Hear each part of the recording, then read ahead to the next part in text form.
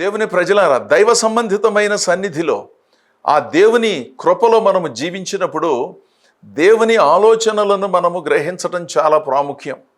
ఎంతసేపు మన వైపు నుండి దేవునితో కొన్ని సంగతులు చెప్పుకోవటం మాత్రమే కాకుండాను దేవుని సన్నిధిలో దేవుని భారమును, దేవుని ఆలోచన విధానమును గ్రహించి భక్తులు తదనుగుణముగా నడుచుకున్నప్పుడు ఎన్నో ఆశీర్వాదాలు మనం పొందుకుంటాం. భౌతిక ఆశీర్వాదాలను గురించి నేను మాట్లాడటం లేదు. వాటితో పాటు ఆధ్యాత్మిక చైతన్యం, అవగాహన, కాస్త వెప్పారినటువంటి మనస్సు, ప్రపంచాన్ని అర్థం చేసుకునే తత్వం, మన బాధ్యత ఏమిటో తెలుసుకునే తత్వం, అనవసరమైనటువంటి వ్యామోహాలలో నుంచి విడిపించబడి దేవుని సన్నిధిలో ఆ ప్రేమతత్వాన్ని పొందుకుని ఓ విలువైన జీవితాలు జీవించటానికి, విలువైన వ్యక్తిత్వాలు కలిగి ఉండటానికి ఎంతగానో ఉపయోగపడే పద్ధతులను అనుసరించటం సాధ్యమవుతుంది.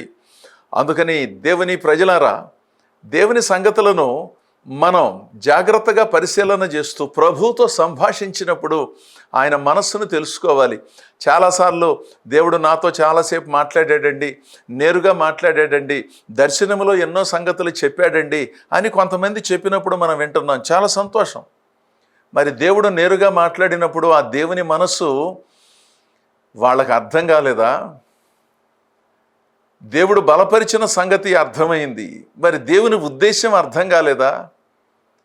ఆ సమరయ నుండి వచ్చిన స్త్రీతో ప్రభు ఊర్లోకి వెళ్ళి ప్రజలతో చెప్పు అని చెబితే అర్థమైందా?